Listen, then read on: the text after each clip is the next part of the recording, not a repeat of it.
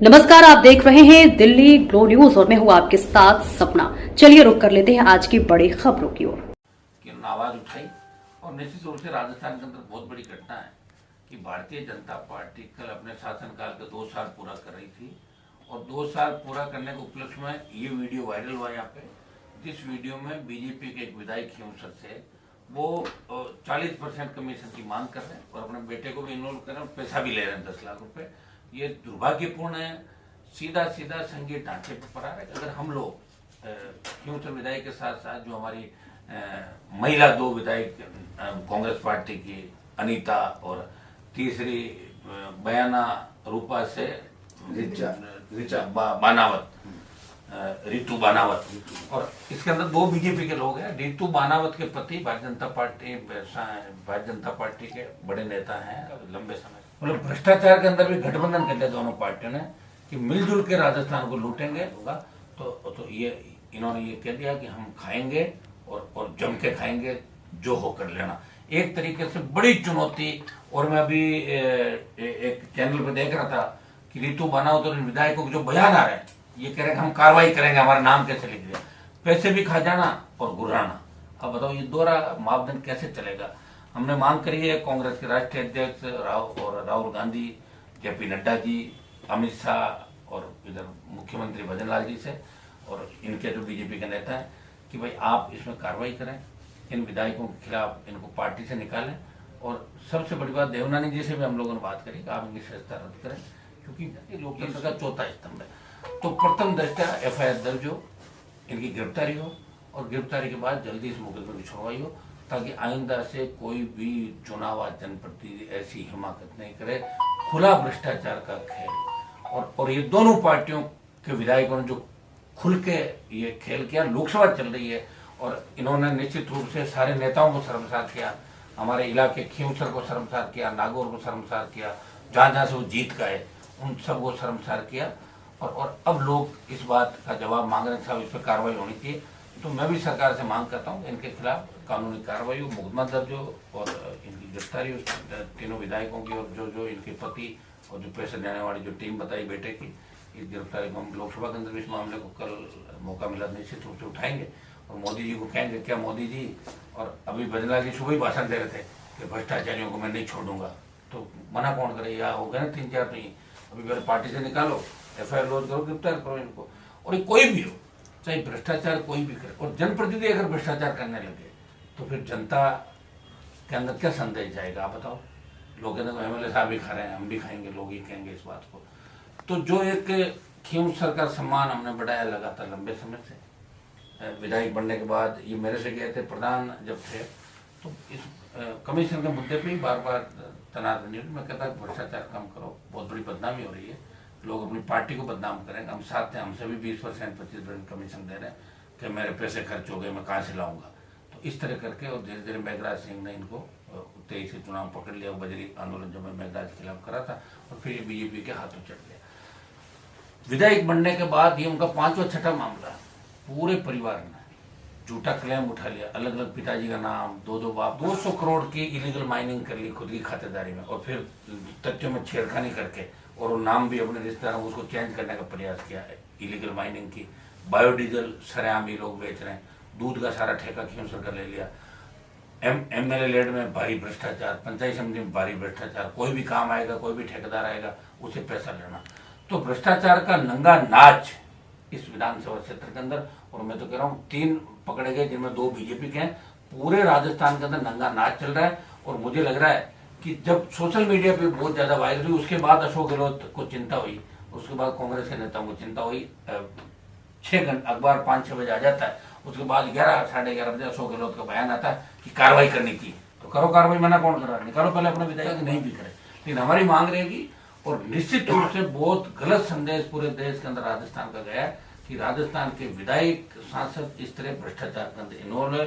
और मैं सरकार से मांग करता हूँ कि आपराधिक मुकदमा दर्ज हो, इनकी गिरफ्तारी हो बाप बेटे की और उधर रितु और उनके पति की। और तीसरा मतलब ये मुझे पता है कि अशोक गहलोत के समय बीजेपी के 1-2 लोगों के खिलाफ से स्टिंग का इन्होंने कोशिश करवाई थी कुछ लोगों ने, तो उसमें भी मुकदमे दर्ज हुए थे। तो मुकदमे दर्ज होने चाहिए और गिरफ्तारी होनी चाहिए। अगर भजन लाल जी चाहते हैं कि 2 साल की उपलब्धि में कुछ क्यों। भजनलाल जी का भी ज़्यादा समय बचा नहीं, मैं आपको बता दूं। दिल्ली बहुत नाराज है, कुछ भी नहीं कर रहे हैं, कोई रिजल्ट नहीं आ रहा है, और इस हिसाब से अगर पंचायत चुनाव है तो बीजेपी बहुत पिछड़ जाएगी। और इनके नेतृत्व में अगर अगली बार चुनाव 28 का, तो कोई बड़ी बात नहीं, भारतीय जनता पार्टी तीसरे दल के रूप में चली जाएगी, जो राजस्थान की हिस्ट्री के अंदर आज तक नहीं गई। एक नया इतिहास भी बन सकता। तो मैं दोबारा से मांग कि इन भ्रष्टाचारियों के खिलाफ नकेल करते हैं। भ्रष्टाचार जो नीचे से लेकर ऊपर तक, हम ये कह रहे हैं कि ऊपर से अगर शुरुआत करोगे तब नीचे सुधार होगा।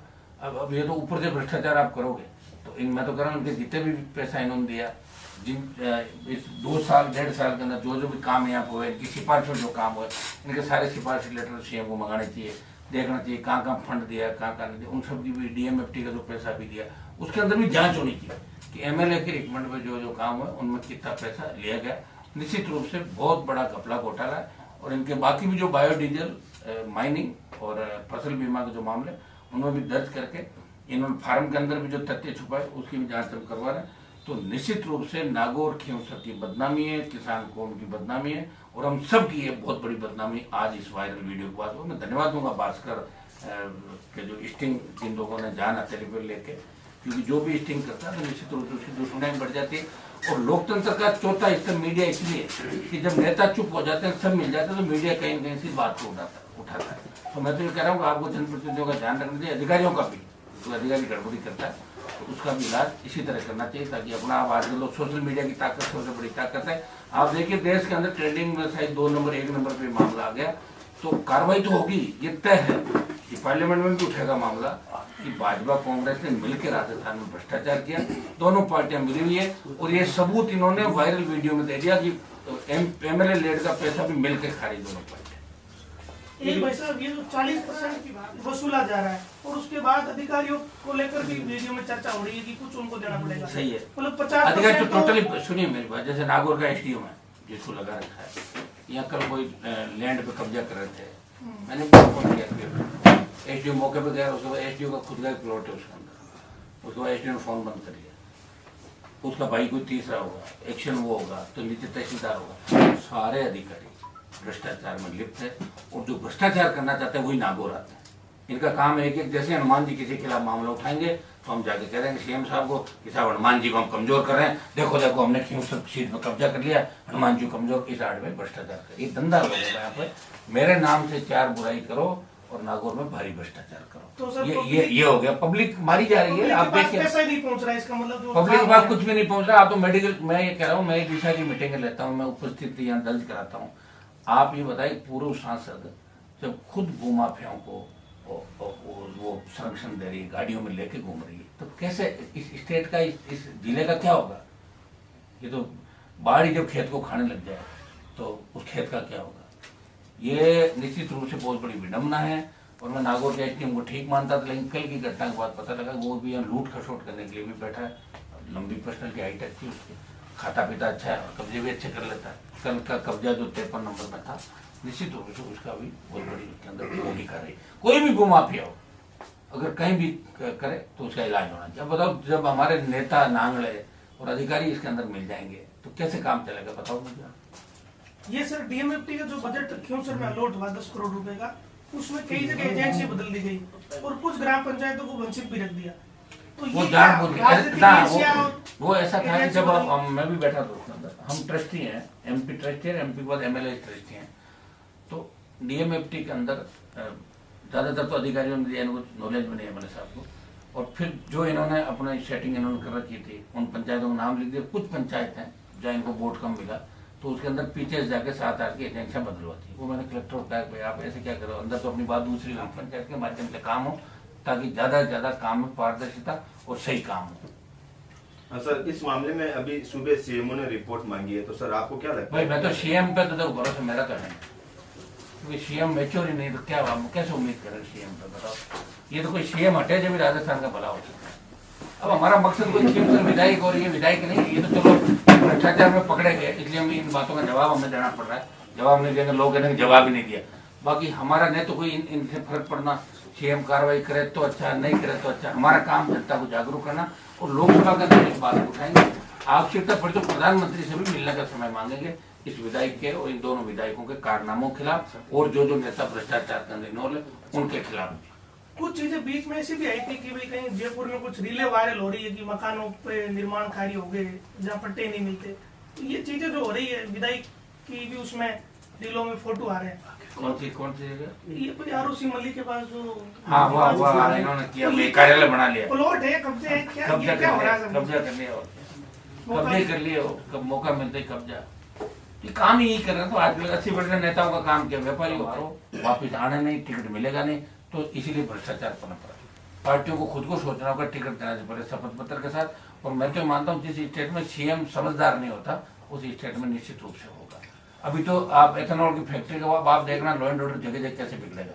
ये बजरी दिया वाला मामला वापस उठेगा, फिर दूसरे मामले उठेंगे, तो ये मामले उठेंगे तो निश्चित रूप से जनता अंदर से क्रोधित है। कांग्रेस मौन है, बोल नहीं रही है। अब एथेनॉल के मामले के अंदर मैंने लोकसभा में उठाया, 10 कांग्रेस के सांसद वहां बैठे थे, एक शब्द नहीं बोला।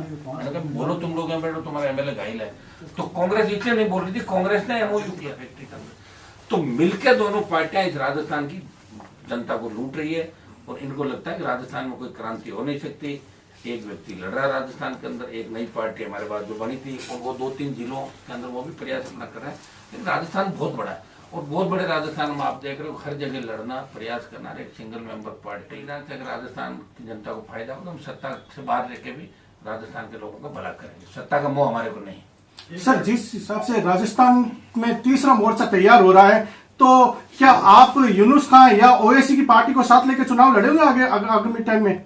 अभी देखेंगे हमारे साथ कौन कौन रहेंगे। आप जिनका नाम ले रहे हो वो अभी बीजेपी के ज्यादा नजदीक है एक आदमी, ठीक है।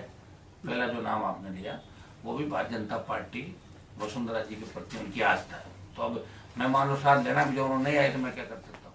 मेरी तरफ से तो विकल्प खुले हैं, आए, क्योंकि मुस्लिम जाट मेघवाल ये कॉम्बिनेशन जो हमने जेएमएम का नारा दिया था, ये जब लोग साथ आएंगे तभी मोर्चा बनकर और पार्टी ताकतवर बनेगी। लेकिन अगले कौन कौन लोग आएंगे साथ? तो मेरे किरोलाल जी भी थे 18 में, 6 महीने पहले चले गए। साथ आए और साथ दे, तब जाके मोर्चा बनता है। और मोर्चा नहीं बनता, मैं तो ये कह रहा हूँ पार्टी, एक पार्टी ताकतवर होकर उभरे। राष्ट्रीय लोकतांत्रिक पार्टी इस बार बड़ी ताकत के साथ उभरेगी, और क्योंकि राष्ट्रीय लोकतांत्रिक पार्टी का जो प्रभाव है वो 30 से 35 जिलों में है राजस्थान के अंदर। आदिवासी बहुल्य 4-5 जिले ऐसे होंगे जहाँ आदिवासी का प्रभाव आपको मान सकते हो। बाकी हर जगह राष्ट्रीय लोकतांत्रिक पार्टी ने 18-23 के अंदर दस्तक दी, चुनाव लड़ा, मजबूती के साथ खड़ी रही, और बड़े आंदोलन, बड़ी रैलियां जो राजस्थान में करी वो राष्ट्रीय लोकतांत्रिक पार्टी ने करी। जब लोग ना उम्मीद हो जाते हैं तो आरएलपी पार्टी ही लोगों को न्याय दिलाती है। चाहे एसआई भर्ती का मामला देख लो, चाहे बजरी आंदोलन देख लो पिछली बार, कि मेघराज सिंह को भी अगर हवा खिलाई और जेल में भेजने का प्रयास किसी ने किया, और उसको ये बताया कि लोकतंत्र सबसे बड़ा होता है, पैसे से खरीदा नहीं जाता हर नेता, वो आरएलपी की ताकत नहीं बताया था। अब लोग हमें नहीं समझ पाए, वोट नहीं दिए। अगर हमारे 10-12 विधायक होते तो आज राजस्थान की स्थिति ये थोड़ी होती। इसलिए एक सांपना, दूसरा नागना, चोर चोर मोसेरे भाई, वो और भ्रष्टाचार के अंदर भी इन लोगों ने देखो गठबंधन के साथ भ्रष्टाचार किया, और एक साथ वीडियो वायरल हुए, और कमीशन भी इनका लगभग शायद एक 40% ले रहा है, एक दूसरा 30, उसको होगा नहीं, वो जितना भी ले रहा है। लेकिन मिलके इन्होंने तो इसमें भी हम भ्रष्टाचार भी साथ करेंगे, कोई ये नहीं कहते हुए साथ नहीं किया। ये दरी वाला ये जो लेटर वायरल हुआ कि भाई दरी तो टांग लगी 2500 रुपए के आसपास आ जाती है, ये लाखों रुपए इसके लिए बजट जारी हो जाना, तो इसका इसमें सिस्टम भी मिला हुआ है ना। सरकार का ग्रामीण विकास मंत्रालय जो स्टेट का ग्रामीण, उनका ही तो है सारा, एमएलए लैंड उनके पास ही तो है। मेरे को 5 करोड़ का एमएलए लैंड और खा गए। जो मैं जब 23 के अंदर जीता था तो 23 नवंबर से लेके 24 नवंबर तक तो मैं ही विधायक था यहाँ पे। 24 में नया विधायक बना, फिर मैं एमपी बना, तो मेरा 1 साल का बजट भी सरकार ने इसलिए रोक लिया कि हनुमान जी को हम बजट देंगे तो हो सकता है वापिस एमएलए के चुनाव के अंदर इनको वोट ज्यादा मिले। इसलिए मेरा 5 करोड़ रुपए बजट अटका पड़ा है। अगर वो बजट समय पे खर्च होता तो लोगों के काम आता। वो मेरी रिकमेंडेशन थी 5 करोड़ की, वो सरकार ने अटका दिया। उसमें से लड़ रहा हूँ मैं लड़ाई उसको, हाईकोर्ट में गया था, हाईकोर्ट से निर्देश दिलाए, लेकिन सरकार अभी भी पैसा नहीं दे रही। मेरा 5 करोड़ खा के बेटी बदल रहा सरकार। ये जो सर एमएलए लैंड जारी होता है, इसमें इस तरीके से अगर दुरुपयोग हो रहा है कि 2500 की चीज लाखों रुपए में खरीदी जा रही है, तो इसका कोई तोड़ निकाला जा सकता है क्या? स्थायी समाधान हो कि भाई एक प्रॉपर मॉनिटरिंग कमेटी हो। इसका तो तोड़ ये, या तो एमएलए लैंड खत्म कर दो, ठीक है, और या फिर एमएलए लैंड की मॉनिटरिंग और इस तरह एमएलए लैंड की जांच के लिए अलग एक वो बने। एमएलए लैंड में अगर एमएलए कोई गलत रिकमेंडेशन करता है तो ये उन अधिकारियों की जिम्मेदारी जो नीचे बैठे वो भी बराबर के वो बनेंगे मुलजिम। जिस बार बार इसमें सीईओ का नाम आ रहा है, तो सीईओ जो भी है इसका मतलब जो सीईओ वो भी उकसा रहा होगा दरी के लिए, जहाँ सीईओ थे, तो बात तो वहीं से आई है ना, तो उन पर भी कार्रवाई होनी चाहिए। इस मामले को भ्रष्टाचार निरोधक ब्यूरो को आज ही सीएम को देना चाहिए, अगर उनकी बात में दम है तो। वैसे सीएम की बात में दम नहीं, मैं नहीं मानता। एक तरीके से सीएम को तो लोग मजाक मानते, भाई नहीं मानते सीएम को, स्कूलों में मानते जिन चीजों की जरूरतें है नहीं, जरूरतें पैदा करके दी जा रही जबरदस्ती की। और जो स्कूलें गिर रही है उनको ठीक नहीं करे, जो बच्चे खत्म हो गए उनको पैसा अंदर एक बकरी दे रहे हो आप झालावाड़ के अंदर। जो सीएम को कम से कम 50 लाख 1 करोड़ रुपया देना चाहिए, वसुंधरा जी का इलाका था, वो मामले को लोकसभा के अंदर हमने उठाया, बड़े आंदोलन चले। हमारे बच्चों को बैठने की जगह नहीं, बच्चे जान गंवा रहे, वहां नहीं दे रहे हो, दरी पट्टियों के लिए भ्रष्टाचार आप कर रहे हो, अधिकारी इन्वॉल्व है और नेता इस तरह भ्रष्टाचार कर रहे हैं, ये तो खुलेआम बात होगी। इसमें ज्यादा मेरे हिसाब से कहने की आवश्यकता नहीं। पूरा देश आज देख रहा है कि राजस्थान को शर्मसार इन 3 लोगों ने किया, और अगर ऐसे 10, 20, 25 का और स्टिंग हो जाए, कुछ बड़े अधिकारियों को हो जाए, कुछ पुलिस अधिकारियों को हो जाए, फिर तो सारा एक मामला सर, सामने ये आएगा। भ्रष्टाचार कैसे होगा? अभी जैसे श्रम विभाग में एक अधिकारी भ्रष्टाचार राजस्थान में भ्रष्टाचार रोकना तो आरएलपी की सरकार बना दो, 1 घंटे में रोक दूंगा भ्रष्टाचार। अब कैसे कर, मैंने आपको जवाब दे दिया, वो तो वही होता, डंडा लेके निकल जाओ और खुद ही करो इलाज, वही रुकता भ्रष्टाचार। बजरंग को पता ही नहीं कौन सा फंड कहाँ जाता है, इनको खुद लिख के भाषण देते हैं, उन पढ़ देते हैं, गलत पढ़ देते हैं, लिखा हुआ ही गलत पढ़ देते हैं। कहाँ से भ्रष्टाचारी लोग हैं? सारे भ्रष्टाचारियों को तो आसपास बिठा दिया इन्होंने, तो रुकेगा कैसे भ्रष्टाचार, बताओ। अभी आपने कहा था भाई साहब कि ये लोग इस चीज का फायदा उठा रहे हैं कि भाई हमने आरएलपी को क्यों से लगा रहे हैं कि कुछ अंगूर की जमीनों पे भी कब्जे हो गए, खनन भी चल रहा है, ये सब कुछ जो बारीक अवैध खनन, जिसमें कांग्रेस नेताओं का भी था, 5 चोरी करनू बेल्ट के अंदर, मानकपुर बेल्ट के अंदर, बड़े नेता कांग्रेस बीजेपी के जो ढंग के नेता है, वो अवैध माइनिंग करवा रहे हैं। प्रयास हम करेंगे इलीगल माइनिंग को रोकें। यहाँ भी कमीशन जा रहा है क्या? पूरा ही जा रहा है, यहाँ तो हर इलीगल माइनिंग जो हो रही है इस पूरे खियोसर में, तांतवा से लेके गोटन तक का बीच का जो है लाइम स्टोन, सैंडस्टोन, यहाँ पर माइंस जो अवैध चल रही उसका 20,000 रुपये जाता है, जिसमें 5,000 संबंधित थाना एक माइंस का, 5,000 एसडीएम, 5,000 एमएलए और 5,000 इनका और मिलकर हो जाता है। मतलब 20,000 से 40,000 रुपये पर माइंस का कमीशन है। सैकड़ों की संख्या माइंस होगी, सैकड़ों लाख करोड़ रुपए कमा रहे हैं।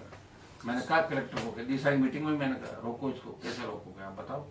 इलीगल माइनिंग रोकनी चाहिए, गरीब आदमी तो उसमें कुछ कमा नहीं पाता, एक बार पकड़ा जाता है तो उसको, लेकिन बड़े लोग इसके अंदर ढंग से कमाई कर लेते हैं। और जब मैंने कहा ना बाढ़, ऐसे लोग आ गए जिन्होंने कुछ देखा नहीं जीवन के अंदर, जो लोगों से पड़े बड़े, उनको एकदम से मिल गया तो अपच हो गई, तो ये तो नुकसान करेगी निश्चित रूप से। ये खियोसर के लिए भी घातक और कुछ भी नहीं बचा। उन्होंने भाषण में कहा था कि अगर ऐसा काम करे तो सांप गोई खाई जाए। हाँ खा, तो लेकिन जब बात सांप वही है, रहेगा तो पता क्या चलता है, एक तरीके से खुद ही इस व्यक्ति को आगे आके कि भाई मेरी गंभीर चूक हुई है और मैं अब ये छोटा हूँ, तो फिर भी थोड़ी बात रह सकती इस्तीफा दे देना चाहिए। है। दे देना, क्या दिक्कत है यार, देना ही चाहिए इस्तीफा। मैंने छोड़ी ना सत्ता एनडीए, ये कह रहा मैं तो हनुमान जी को हरा कर हनुमान जी से बड़ा हूँ, ये करना चाहिए। वैसे हराया मुझे नहीं इसने, मैंने हरा दिया था इसको, मैंने झूठा छोड़ा था वापिस उपचुनाव, ये मेरा झूठा छोड़ा खाया था इसने। ओरिजिनल चुनाव मैं ही जीता था, 23 के उपचुनाव कांग्रेस भी मिल गई, मौका लग गया, तो बार बार कह रहा हनुमान जी को हरा दिया। मेरे को नहीं हराया, 4 साल के लिए बनाया मैंने, 5 के लिए नहीं बनाया, 4 में भी 1 साल के अंदर क्या कोराम बचा दिया देख लो आप। माइनिंग से लेके, बायोडीजल से लेके, डोडा पोस्ट से लेके, सारा परिवार में मुकदमे होंगे, 15 मुकदमे कम से कम परिवार के छोटे मोटे बच्चों पर लगा। तो टोटल जो इलीगल काम है सारे इसके रिश्तेदार धूम धड़ाके से कर रहे हैं, और इस बात के लिए कह रहे हैं हनुमान जी के खिलाफ हैं। और भजन लाल जी इस बात को समझते नहीं, कुछ लोग कह देते हैं, और कुछ लोग जो पहले कांग्रेस के साथ डोलते थे वह इनके साथ डोलने लगे। सर ये छूट किसने दे रही थी कि भाई हनुमान जी को हरा दिया तो फिर ये छूट मिल गई क्या इस बात छूट की? पक्की, क्योंकि हनुमान जी सही बात कहते हैं, वो पकड़ में नहीं आ रहे। मैं अगर ऐसा कोई काम कर देता तो मुझे थोड़ी छोड़ती सरकार। मेरा तो 2 लाख रुपए लेके बिजली का जो बिल था, पैसा दिया हुआ, कनेक्शन जब काट दिया इन्होंने, जब मैं डीबी से जीत गया तो भी रिव्यू लगा रहे हैं कि डीबी में गलत फैसला हुआ था, वापस करो इसको। तो सरकार जितनी हड़केपन पे आ गई, सारी पंचायतों को मैंने तो कहा नहीं किस तरह तोड़ मरोड़ करके, उससे क्या फर्क पड़ता है, क्या फर्क पड़ेगा बताओ मुझे। आज ये बाहर सरपंच बैठे इतने सारे, आराम से बैठ के बात कर लेते हैं इनसे। जब पहले कमिटमेंट हो गया था तो नागौर पंचायत समिति में इस तरह अलाय से बालाजी को ले गए, तो इन लोगों से बात तो करते हैं एक बार। कहाँ बालाजी तो नोखा के पास है, अलाय मिड है, या इनको बैठा के सहमति बनवा देते, कोई न कोई बात रखवा देते हैं। अभी सारे लोग आंदोलन करेंगे, बता रहे हैं प्रस्ताव आएगा ही भेजा, पता नहीं फिर कैसे बालाजी बन गई। 100%। तो ये तो बहुत बड़ी विडम्बना, और सुनने वाला कोई नहीं, किसको क्या। कांग्रेस के लोग अपना अब बताओ जो कांग्रेस का प्रदेश अध्यक्ष की कह रहा है पकड़ो बड़े मगरमच्छ को, चुनौती दे रहा है ना, तो पकड़ लो। पकड़ना किसको, सब पता बीजेपी को। सर एक मेरा सवाल है, जैसे रेवंत राव डांगा कई टाइम में आपकी ही पार्टी का था, और क्या आपकी पार्टी से ऐसे कार्यकर्ता आगामी टाइम में किसी दूसरे में जाकर ऐसा काम करेंगे तो आपकी पार्टी की बदनामी नहीं होगी? ना ना ना, ऐसे तो मेरी बात सुनो, ये भजनलाल जी भी पहले क्या करता था, वो पता सीएम बन गए। ये आगे का क्या है, पीछे का क्या, अपना हाथों में बच्चा पैदा होता है, माँ बाप के सामने हो जाता 25 साल बाद, उसका इलाज है क्या किसी के पास कि आगे क्या होगा? किसी ने सोचा क्या कोरोना आएगा, आगे ना मर गए लोग। मैं ये कह रहा हूँ, मेरे यहाँ ट्रेनिंग ईमानदारी की, मेरे यहाँ जब तक था तो मैं रोज इसको डांट डपट करता था, भ्रष्टाचार मैंने नहीं करने दिया इसको। और जैसे ही मुझे छोड़ के गया, लोगों ने पकड़ लिया, अगला लूट खसोट कर ही रहा है, यहाँ कोई रोकने वाला नहीं है। आगे पीछे का क्या पता, मैं मेरी गारंटी ले सकता हूँ। मैं क्या कह रहा हूँ, मेरी जवाबदारी, मैं हर चीज के लिए मैं जिम्मेदार हूँ कि मैं ईमानदारी के साथ इस देश की, इस प्रदेश की, देश की क्षेत्र की सेवा करूंगा। अब साथ वाले का क्या पता भाई, साथ वाला क्या कर जाए। और मेरी पार्टी का आदमी अगर कोई काम करता तो अभी तो तुम्हें निकाल देता 15 मिनट का, रोकता थोड़ी उसको। और सर अब इस मामले में कोई ठोस कार्रवाई या सरकार बड़ा मांग कर ली ना हमने, आपराधिक कृत्य बनता है, मुकदमा दर्ज करें, और हाईकोर्ट भी इसके अंदर अखबार की न्यूज के आधार पर हाईकोर्ट संज्ञान लेके गिरफ्तारी के आदेश दे सकते। हम लोग प्रयास करेंगे, और राष्ट्रीय लोकतांत्रिक पार्टी आवश्यकता पड़े लोकसभा में इस बात को उठाएंगे, राज्य पे आंदोलन भी करेगी, इन भ्रष्टाचारियों के खिलाफ ढंग से वो ताकत के साथ लड़े पकड़े। लेकिन जिस व्यक्ति को भ्रष्टाचार विभाग के डीजी की जिम्मेदारी थी, मुझे नहीं लगता कि वो आदमी कुछ करेगा, क्योंकि सारी टीम जो डीजी के आसपास लगी है, ये वो लोग थे जो गहलोत की सरकार गिरी थी, उसमें फोन टैप कर रहे थे।